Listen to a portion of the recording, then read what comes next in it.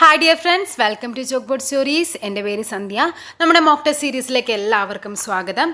അതായത് നമ്മുടെ LDCയുടെ ഏറ്റവും ഇമ്പോർട്ടൻ്റ് ആയൊരു സെക്ഷനാണ് സുപ്രധാന നിയമങ്ങൾ എന്നുള്ളത്. അതിൽ നിന്ന് നമുക്ക് 5 മാർക്കിനാണ് എക്സാമിന് ചോദിക്കുന്നത്. കേരള ഹിസ്റ്ററി, കേരള ജോഗ്രഫി അങ്ങനെ പഠിക്കുന്നതിൽ നമുക്ക് ഇങ്ങനത്തെ കാര്യങ്ങളൊക്കെ നമുക്ക് മാർക്ക് സ്കോർ ചെയ്യാൻ എളുപ്പമാണ്. കാര്യം കണ്ടന്റ് കുറച്ചേ ഉള്ളൂ, അതൊന്ന് വൃത്തിക്ക് പഠിച്ചാൽ മതി. അപ്പോൾ ഇന്ന് ഞാൻ എടുത്തിരിക്കുന്നത് protection of safe guard of children, protection of children from sexual offence അഥവാ പോക്സോ ആക്ട് എന്ന സെക്ഷനാണ്. ഇതിൽ നിന്ന് 30 മാർക്കിനാണ് ഇന്നത്തെ മോക്ക് ടെസ്റ്റ് ഞാൻ സെറ്റ് ചെയ്തിരിക്കുന്നത്. ഇതുവരെ PSC ചോദിച്ചിരിക്കുന്നതും ഇനി ചോദിക്കാൻ സാധ്യതയുള്ളതുമായ ക്വസ്റ്റ്യൻസ്. ഇനി ഇതിൻ്റെ അപ്പുറത്തേക്ക് ഒരു ക്വസ്റ്റ്യൻ നിങ്ങൾക്ക് PSCയിൽ നിന്ന് ഒരിക്കലും പ്രതീക്ഷിക്കേണ്ട. ഇത്രയും കാര്യങ്ങൾ പഠിച്ചിട്ട് പോയാൽ നിങ്ങൾക്ക് ഉറപ്പായിട്ടും ഈ ഒരു സെക്ഷനിലുള്ള 1 മാർക്ക് ഗ്യാരണ്ടിയാണ്. ഓക്കെ, ക്വസ്റ്റ്യനിലേക്ക് പോകാം. ഫസ്റ്റ് ക്വസ്റ്റ്യൻ എന്താണെന്ന് നോക്കിക്കേ. പോക്സോ നിയമപ്രകാരം കുട്ടി എന്ന് കണക്കാക്കപ്പെടുന്നത് ആരെയാണ്? പോക്സോ നിയമപ്രകാരം ആരെയാണ്? 18 വയസ്സിൽ താഴെയുള്ളവരെയാണ് കുട്ടി എന്ന് കണക്കാക്കുന്നത്. ഈ നിയമത്തിൽ ആൺ പെൺ വ്യത്യാസമില്ലാതെ കുട്ടി എന്നാണ് എല്ലായിടത്തും ഉപയോഗിച്ചിരിക്കുന്നത്. അപ്പോൾ 18 വയസ്സിൽ താഴെയുള്ളവരെയാണ് കുട്ടി. എന്നാൽ ബാലവേല പ്രകാരമാണെങ്കിൽ അത് എത്രയാണ്? അത് 14 വയസ്സാണ്. കണ്ടോ, ഈ സെയിം ക്വസ്റ്റ്യൻ തന്നെ 2-3 എക്സാംസിന് ചോദിച്ചിട്ടുണ്ട്. ഞാൻ ഒരെണ്ണം കൂടി ആഡ് ചെയ്തിട്ടുണ്ട്. ലൈംഗിക അതിക്രമങ്ങളിൽ നിന്ന് കുട്ടികൾക്കുള്ള സംരക്ഷണ നിയമം, അതായത് പോക്സോ ആക്ട് 2012 പ്രകാരം കുട്ടി എന്ന് വെച്ചാൽ ആരാണ്? 18 വയസ്സിൽ താഴെയുള്ള ഒരു വ്യക്തിയാണ്. കുട്ടികളെ ലൈംഗിക അതിക്രമങ്ങളിൽ നിന്ന് രക്ഷിക്കുന്നതിനുള്ള പ്രത്യേക നിയമപ്രകാരം സ്പെഷ്യൽ കോർട്ടായി നിയോഗിക്കപ്പെട്ടിട്ടുള്ള കോടതി ഏതാണെന്ന്? മജിസ്ട്രേറ്റ്, മുൻസിഫ്, സെഷൻ കോടതി, സബ് കോടതി. ഏതാണ്? സെഷൻസ് കോടതികളാണ്. അതായത് നമ്മൾ പറയുന്നത് ഈ ഒരു കാര്യങ്ങൾക്ക് എല്ലാത്തിനും കുട്ടികൾക്കെതിരെയുള്ള കുറ്റകൃത്യങ്ങൾക്കെല്ലാം തന്നെ അവർക്ക് ബാലസൗഹൃദ ഒരു അന്തരീക്ഷത്തിൽ വേണം അവർക്ക് വിചാരണ നടത്താൻ വേണ്ടിയിട്ട്. അതിനാണ് ചെയ്യുന്നത്? പ്രത്യേക സെഷൻസ് കോടതികൾ സ്ഥാപിക്കാനൊക്കെ നമ്മുടെ നിയമം അനുശാസിക്കുന്നുണ്ട്. അപ്പോൾ സെഷൻസ് കോടതിയാണ്. പോക്സോ നിയമം അവസാനമായി ഭേദഗതി വരുത്തിയ വർഷം ഏതാണെന്ന്? പോക്സോ നിയമം എന്നാണ് ഭേദഗതി വരുത്തിയത്? അത് 2019 പോക്സോ ആക്ട് ഭേദഗതി വരുത്തിയത്. ക്വസ്റ്റ്യൻ: ലൈംഗിക അതിക്രമങ്ങളിൽ നിന്നും കുട്ടികൾക്ക് സംരക്ഷണം നൽകുന്ന നിയമം അനുസരിച്ച് താഴെ പറയുന്ന 2 പ്രസ്താവനകൾ ശ്രദ്ധിച്ച ശേഷം ശരിയായത് തിരഞ്ഞെടുക്കുക. ഈ നിയമത്തിൽ പറഞ്ഞിരിക്കുന്ന വിവിധ കുറ്റകൃത്യങ്ങളിൽ അതിൻ്റെ ഗൗരവം അനുസരിച്ച് പരമാവധി വധശിക്ഷ വരെ ലഭിക്കാവുന്നതാണ്. ഇത് ശരിയായ പ്രസ്താവനയാണ്. നിയമവുമായി ബന്ധപ്പെട്ട് കുട്ടികളിൽ നിന്ന് മൊഴികൾ രേഖപ്പെടുത്തുമ്പോൾ പോലീസ് ഉദ്യോഗസ്ഥർ യൂണിഫോമിലായിരിക്കരുത്. ഇതും ശരിയായ പ്രസ്താവനയാണ്.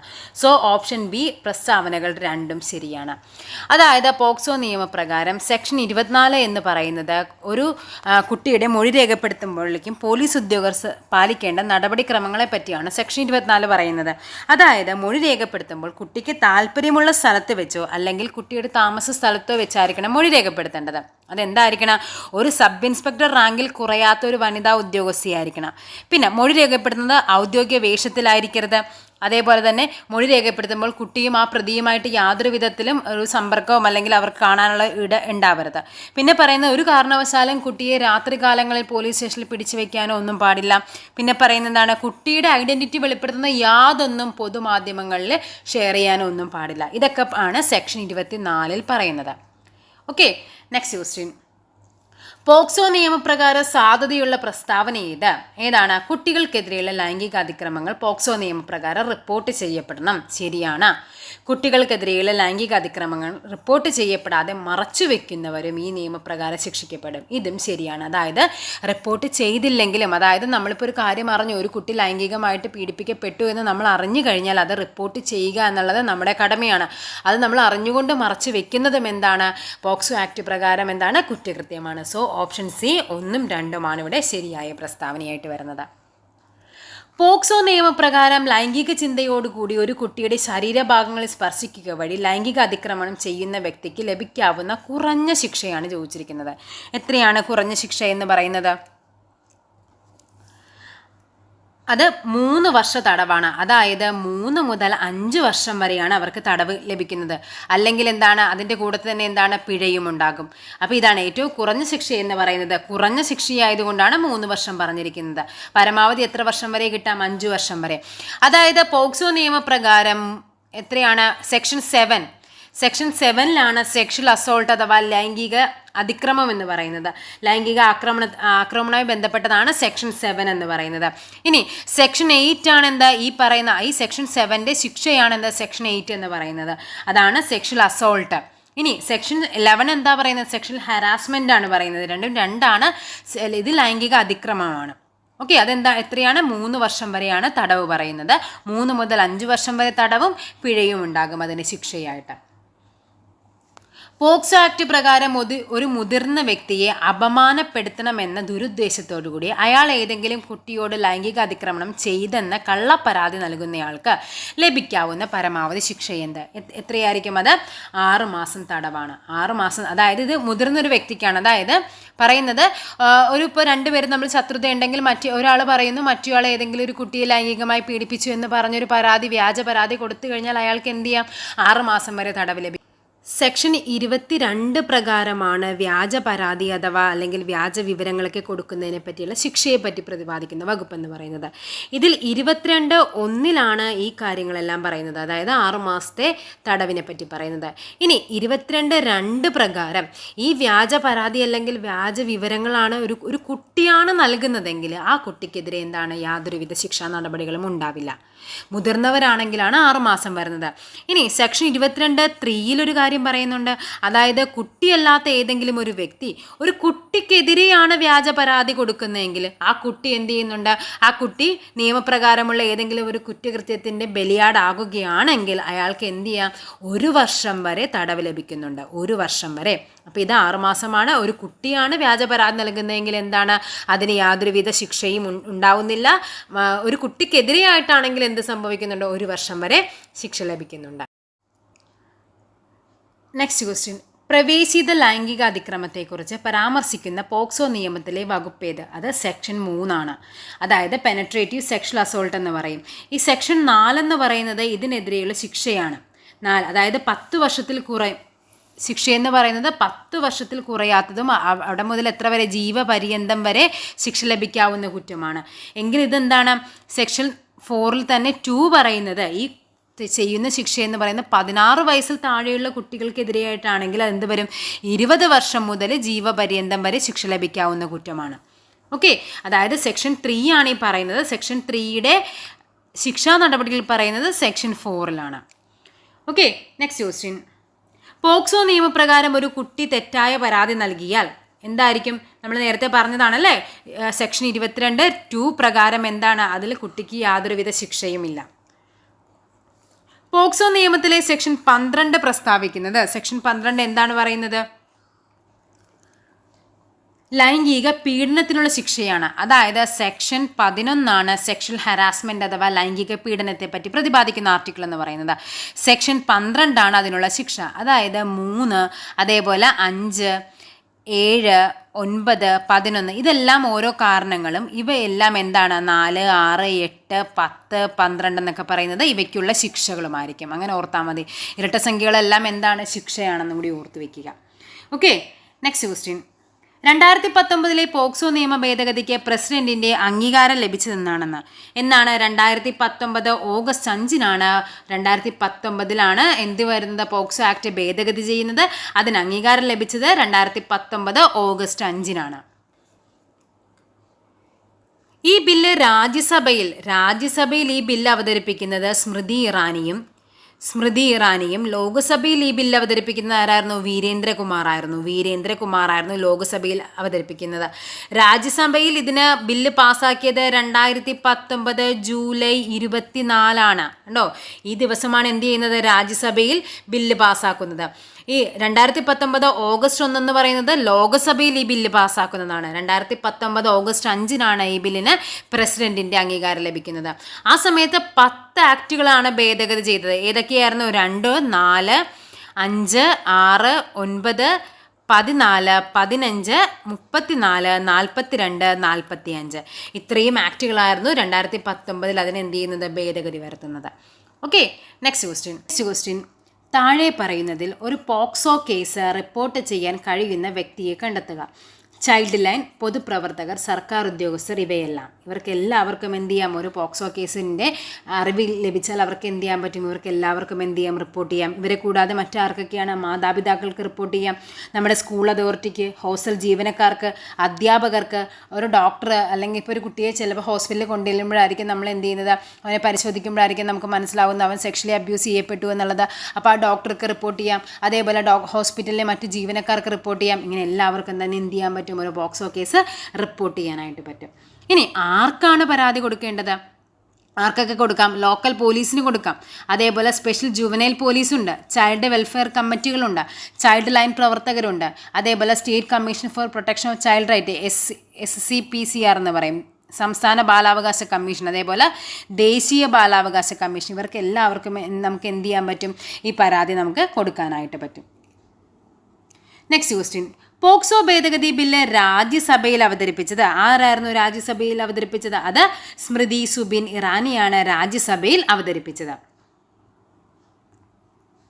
പോക്സോ ഭേദഗതി ബില്ല് 2019 ലോക്സഭയിൽ അവതരിപ്പിച്ചവരാണ്, അത് വീരേന്ദ്രകുമാറാണ്. 2019 ഓഗസ്റ്റ് 1 അത് ലോക്സഭ പാസ്സാക്കുന്നത്. രാജ്യസഭ പാസ്സാക്കുന്നത് 2019 ജൂലൈ 24. ലോക്സഭ പാസ്സാക്കുന്നത് 2019 ഓഗസ്റ്റ് 1. പ്രസിഡന്റിന് അംഗീകാരം നൽകുന്നതെന്നാണ് 2019 ഓഗസ്റ്റ് 5 പ്രസിഡന്റ് അംഗീകാരം നൽകുന്നത്. ഓക്കെ, നെക്സ്റ്റ് ക്വസ്റ്റ്യൻ, 2019 പോക്സോ ഭേദഗതി നിയമപ്രകാരം എത്ര സെക്ഷനുകളിലാണ് ഭേദഗതി വരുത്തിയത്? എത്രയായിരുന്നു? 10 സെക്ഷനുകളിലായിട്ടാണ് ഭേദഗതി വരുത്തിയത്. ഏതൊക്കെയായിരുന്നു? നമ്മൾ നേരത്തെ പറഞ്ഞതാണ് അല്ലേ, 2, 4, 5 അങ്ങനെ കുറേ സെക്ഷൻസ് ഫസ്റ്റ് ആദ്യത്തെ ഒരു ക്വസ്റ്റ്യനിൽ പറഞ്ഞതാണ്. ഓക്കെ, അപ്പോൾ എത്രയായിരുന്നു? 10 സെക്ഷനുകളിലാണ് 2019 എന്ത് ചെയ്യുന്നത്, ഭേദഗതി വരുത്തുന്നത്. കുട്ടികളുടെ സ്വകാര്യ ഭാഗങ്ങളിൽ പുരുഷലിംഗമോ മറ്റേതെങ്കിലും വസ്തുവോ പ്രവേശിപ്പിക്കുന്നത് കുറ്റകരമാണെന്ന് പ്രതിപാദിക്കുന്ന പോക്സോ വകുപ്പ് ഏതാണെന്ന്, അതാണ് സെക്ഷൻ 3 എന്ന് പറയുന്നത്. അതാണ് നമുക്ക് ഏറ്റവും ഇമ്പോർട്ടൻ്റ് ആയിട്ട് പഠിക്കാനുള്ള സെക്ഷനാണ് സെക്ഷൻ 3, പ്രവേശിത ലൈംഗികാതിക്രമം എന്ന് പറയുന്നത്. അതിനുള്ള ശിക്ഷയാണ് ഏത്, സെക്ഷൻ 4 പറയുന്നത്. നെക്സ്റ്റ് ക്വസ്റ്റ്യൻ, മറ്റൊരാളുടെ പ്രേരണ കൊണ്ടാണ് ഒരു വ്യക്തി പോക്സോ നിയമപ്രകാരമുള്ള ഒരു കുറ്റകൃത്യം ചെയ്തതെങ്കിൽ ആ പ്രേരണ നൽകിയ വ്യക്തിക്ക് കുറ്റകൃത്യത്തിനുള്ള അതേ ശിക്ഷ നൽകുന്നതാണ് എന്ന് പ്രതിപാദിക്കുന്ന വകുപ്പ് ഏതാണെന്ന്, അത് സെക്ഷൻ 16. അതായത് കുറ്റകൃത്യം ചെയ്യാനുള്ള പ്രേരണ, ഗൂഢാലോചന, മനഃപൂർവ്വ സഹായം നൽകിയവയെല്ലാം പറ്റി വിശദമായിട്ട് പ്രതിപാദിക്കുന്ന വകുപ്പാണ് സെക്ഷൻ 16. ഈ പ്രേരണയ്ക്കുള്ള ശിക്ഷയെ പറ്റി പ്രതിപാദിക്കുന്നതാണ് സെക്ഷൻ 17 എന്ന് പറയുന്നത്. അതായത് എന്തായിക്കോട്ടെ, ഇപ്പം നമ്മൾ ചെയ്ത തെറ്റ് എന്തായിക്കോട്ടെ, ഒരു നമ്മൾ കൂട്ടു നിന്നിട്ടുണ്ടെങ്കിൽ എന്ത് ചെയ്യും, ആ ചെയ്ത വ്യക്തി എന്ത് തെറ്റാണോ ചെയ്തത് അയാൾക്ക് ലഭിക്കുന്ന ശിക്ഷ അതേ അളവിൽ തന്നെ നമുക്കും ലഭിക്കുന്നതാണ്. അതാണ് കുറ്റകൃത്യം ചെയ്യാനായിട്ടും ഗൂഢാലോചനയ്ക്ക് കൂട്ടുനിന്നാലും ഒക്കെ ശിക്ഷ ലഭിക്കുമെന്ന് പറയുന്നത്. പോക്സോ നിയമം 9-10 പ്രകാരം ഗൗരവതര ലൈംഗികാതിക്രമത്തിനുള്ള ശിക്ഷ ഏതാണെന്ന്, അത് 5 വർഷം മുതൽ 7 വർഷം വരെ തടവും പിഴയുമാണ് സെക്ഷൻ 9-10 പ്രകാരമുള്ള ശിക്ഷ, ലൈംഗികാതിക്രമത്തിനുള്ള ശിക്ഷ എന്ന് പറയുന്നത്. ഓക്കെ, നെക്സ്റ്റ് ക്വസ്റ്റ്യൻ, ലൈംഗിക താല്പര്യത്തോടെ കുട്ടികളുടെ സ്വകാര്യ ഭാഗങ്ങളിൽ സ്പർശിക്കുന്നതുമായി ബന്ധപ്പെട്ട കുറ്റം പരാമർശിക്കുന്ന പോക്സോ വകുപ്പ് ഏതാണെന്ന്, അത് സെക്ഷൻ 7 അതാണ് സെക്ഷൽ അസോൾട്ട് എന്ന് പറയുന്നത്. അതിനെ പറ്റിയുള്ള കുറ്റം പരാമർശിക്കുന്ന സെക്ഷൻ 7 സെക്ഷൻ 8 എന്ന് പറയുന്നത് അതിനുള്ള ശിക്ഷയാണ് പറയുന്നത്. നമ്മൾ നേരത്തെ പറഞ്ഞു 3 മുതൽ 5 വർഷം വരെ തടവും പിഴയുമാണ് ഇതിനുള്ള ശിക്ഷ എന്ന് പറയുന്നത്. ഇത് ഡെപ്യൂട്ടി കളക്ടർ 2019 ചോദിച്ചതാണ്. The POCSO act is related to, എന്താണ് പോക്സോ ആക്ട് എന്ന് പറയുന്നത്? ചൈൽഡ് സെക്ഷൽ അബ്യൂസുമായിട്ട് ബന്ധപ്പെട്ടതാണ് പോക്സോ ആക്ട് എന്ന് പറയുന്നത്. സ്ത്രീകൾക്കും കുട്ടികൾക്കുമെതിരെയുള്ള ലൈംഗിക ചൂഷണം തടയുന്നതിന് വേണ്ടി സംസ്ഥാന സാമൂഹിക ക്ഷേമ വകുപ്പ് ആവിഷ്കരിച്ച പദ്ധതിയാണേത്, നിർഭയ. ശിശുവിന് വാത്സല്യം, സ്വാതന്ത്ര്യം, സമാധാനം, സമഭാവന, സഹാനുഭൂതി എന്നിവയിലൂന്നിയ വ്യക്തിത്വം വികാസം ഉറപ്പുവരുത്താൻ മാതാപിതാക്കൾക്കും സമൂഹത്തിനും ഉത്തരവാദിത്വമുണ്ട് എന്ന് പ്രഖ്യാപിച്ച UN പ്രമേയം അവതരിപ്പിക്കപ്പെട്ട വർഷമേതാണെന്ന്. 1989 നവംബർ 20 ബാലാവകാശങ്ങളുടെ ആ ഒരു പ്രമേയം UN അംഗീകരിക്കപ്പെടുന്നത്. അവതരിപ്പിക്കുന്നതെന്നാണ് 1989 November 20. Child help line number എത്രയാണ്? 1098. 1098 ചൈൽഡ് ഹെൽപ്പ് ലൈൻ നമ്പർ. നമ്മൾ നമ്മുടെ എല്ലാ കുട്ടികൾക്കും പഠിപ്പിച്ചു കൊടുക്കേണ്ട ഒരു നമ്പറാണ് ഏത്? 1098 എന്നുള്ളത്. പോക്സോ ഇ ബോക്സ് പദ്ധതിയുടെ ഉദ്ഘാടനം നിർവഹിച്ചത് ആരാണെന്ന്. പോക്സോ ഇ ബോക്സ് എന്താണ് ഈ പോക്സോ ഇ ബോക്സ് എന്ന് പറഞ്ഞാൽ, അതായത് കുട്ടികൾക്കെതിരെയുള്ള അതിക്രമങ്ങൾ തടയുന്നതിനായിട്ട് കേന്ദ്ര ശിശുക്ഷേമ മന്ത്രാലയം ആരംഭിച്ച ഒരു ഓൺലൈൻ കംപ്ലൈൻറ്റ് പ്ലാറ്റ്ഫോമാണ്. ഓൺലൈൻ കംപ്ലൈൻറ്റ് മാനേജ്മെൻറ്റ് സിസ്റ്റമാണ് എന്തെന്ന് പറയുന്നത്, പോക്സോ ഇ ബോക്സ് എന്ന് പറയുന്നത്. അത് ഉദ്ഘാടനം ചെയ്തത് ആരായിരുന്നു? മനേകാ ഗാന്ധി ആയിരുന്നു. 2016 ഓഗസ്റ്റ് 26 പോക്സോ ഇ ബോക്സ് എന്ന പദ്ധതി ഉദ്ഘാടനം ചെയ്യപ്പെടുന്നത്. ദേശീയ ബാലാവകാശ കമ്മീഷൻ നിലവിൽ വന്നതെന്ന്, ദേശീയ ബാലാവകാശ കമ്മീഷൻ എന്നാണ് 2007. NCPCR, national commission for protection of child rights, അതാണ് NCPCR എന്ന് പറയുന്നത്. അത് നിലവിൽ വന്നത് 2007 മാർച്ച് 5 അത് നിലവിൽ വന്നത്. അതിലെന്താണ്, ചെയർപേഴ്സൺ ഉൾപ്പെടെ എത്ര പേരാണ്? 7 അംഗങ്ങളുണ്ടാകും, ഒരു മെമ്പർ സെക്രട്ടറിയും ഉണ്ടാകും. ഓക്കെ, ഈ 7 അംഗങ്ങൾ എന്താണ്? ആദ്യം എന്താണ്, ഒരു ചെയർപേഴ്സണും പിന്നെ ചെയർപേഴ്സൺ, 6 അംഗങ്ങൾ, ഒരു മെമ്പർ സെക്രട്ടറി. ഈ 6 പേരിൽ 2 പേരെന്തായിരിക്കണം? സ്ത്രീകളായിരിക്കണമെന്ന് നിർബന്ധമുണ്ട്. ഓക്കെ, NCPCRൻ്റെ പ്രഥമ അധ്യക്ഷ ആരായിരുന്നു? NCPCRൻ്റെ പ്രഥമ അധ്യക്ഷ എന്ന് പറയുന്നത് ശാന്ത സിൻഹയാണ്. ശാന്ത സിൻഹ. ഇപ്പോൾ നിലവിൽ ആരാണ്? നിലവിലുള്ളത് പ്രിയങ്ക കനുങ്കോയാണ്. പ്രിയങ്ക കനുങ്കോ. ഇനി ഈ അംഗങ്ങളെ പറ്റി പറയാനാണെങ്കിൽ ചെയർപേഴ്സന്റെ കാലാവധി എന്ന് പറയുന്നത് 3 വർഷം അഥവാ 65 വയസ്സാണ് ചെയർപേഴ്സന്റെ കാലാവധി എന്ന് പറയുന്നത്. ഇനി മറ്റംഗങ്ങളാണെങ്കിലോ 3 വർഷം അഥവാ 60 വയസ്സാണ് മറ്റംഗങ്ങളുടെ കാലാവധി എന്ന് പറയുന്നത്. ഇവരെ നിയമിക്കുന്നത് നമ്മുടെ വനിതാ ശിശു വികസന മന്ത്രാലയത്തിന്റെ ചുമതലയുള്ള മന്ത്രിയുടെ അധ്യക്ഷതയിൽ കേന്ദ്ര സർക്കാർ രൂപീകരിച്ച 3 അംഗ സെലക്ഷൻ കമ്മിറ്റി ഉണ്ട്. 3 അംഗ സെലക്ഷൻ കമ്മിറ്റിയുടെ ശുപാർശ പ്രകാരമാണ് ഈ ആൾക്കാരെ എന്ത് ചെയ്യുന്നത്? നിയമിക്കുന്നത്. Okay, next question. ദേശീയ ബാലാവകാശ കമ്മീഷൻ അധ്യക്ഷനെ തിരഞ്ഞെടുക്കുന്ന സെലക്ഷൻ കമ്മിറ്റിയുടെ അധ്യക്ഷൻ ആരാണ്? അത് മാനവ വിഭവശേഷി വികസന വകുപ്പ് മന്ത്രിയായിരിക്കും ഇതിൻ്റെ അധ്യക്ഷൻ എന്ന് പറയുന്നത്. കേരള സംസ്ഥാന ബാലാവകാശ കമ്മീഷൻ പ്രവർത്തനം ആരംഭിച്ചതെന്നാണ് 2013. 2013 ജൂൺ 3 കേരള സംസ്ഥാന ബാലാവകാശ കമ്മീഷൻ പ്രവർത്തനം ആരംഭിച്ചത്. ഇതിൻ്റെ ഹെഡ് ക്വാർട്ടേഴ്സ് എവിടെയാണ്? അത് നമുക്കറിയാം, തിരുവനന്തപുരത്താണ്. നമ്മൾ ദേശീയം പറഞ്ഞ പോലെ തന്നെയാണ് നമ്മുടെ ഇവിടെയും എന്താണ്, ചെയർമാൻ ഉൾപ്പെടെ എത്ര പേരുണ്ട്? ചെയർമാൻ ഉൾപ്പെടെ 7 പേരുണ്ട്. 7 പേരും ഒരു മെമ്പർ സെക്രട്ടറിയും ഉണ്ടാകും. അതേപോലെ തന്നെ ചെയർപേഴ്സന്റെ കാലാവധി എന്ന് പറയുന്നത് 3 വർഷം അഥവാ 65 വയസ്സും മറ്റംഗങ്ങളുടെ കാലാവധി എന്ന് പറയുന്നത് 3 വർഷം അഥവാ 60 വയസ്സുമായിരിക്കും. ഇനി ഇവരെ സംസ്ഥാന ബാലാവകാശ കമ്മീഷനെ നിയമിക്കുന്നതും നീക്കം ചെയ്യുന്നതും ആരായിരിക്കും? സംസ്ഥാന ബാലാവകാശ കമ്മീഷൻ ആകുമ്പോൾ അത് സംസ്ഥാന സർക്കാരാണ്.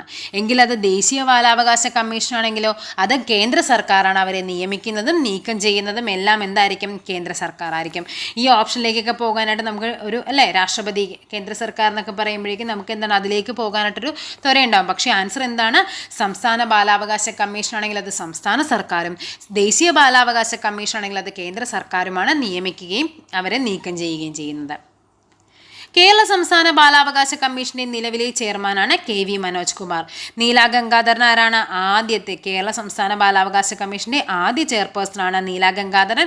ശാന്ത സിൻഹ ഞാൻ പറഞ്ഞു, NCPCRന്റെ ആദ്യത്തെ പ്രഥമ അധ്യക്ഷയാണ്. പ്രിയങ്ക കനുങ്കോ ആരാണ്? NCPCRന്റെ നിലവിലെ അധ്യക്ഷയാണ്. ഓക്കെ, അപ്പോൾ ഇത്രയുമാണ് നമ്മുടെ പോക്സോ ആക്ട് പ്രകാരമുള്ള പഠിക്കാനുള്ള കാര്യങ്ങൾ. 30 ക്വസ്റ്റ്യനോടുകൂടി പോക്സോ ആക്ട് ഏകദേശം കംപ്ലീറ്റ് ഫാക്റ്റും പറഞ്ഞിട്ടുണ്ട്. നല്ല രീതിക്ക് പഠിക്കുക. LDC എക്സാമിങ് അടുത്തടുത്ത് വന്നുകൊണ്ടിരിക്കുകയാണ്. അപ്പോൾ അടുത്തൊരു ടോപ്പിക്കുമായിട്ട് വീണ്ടും കാണാം. താങ്ക്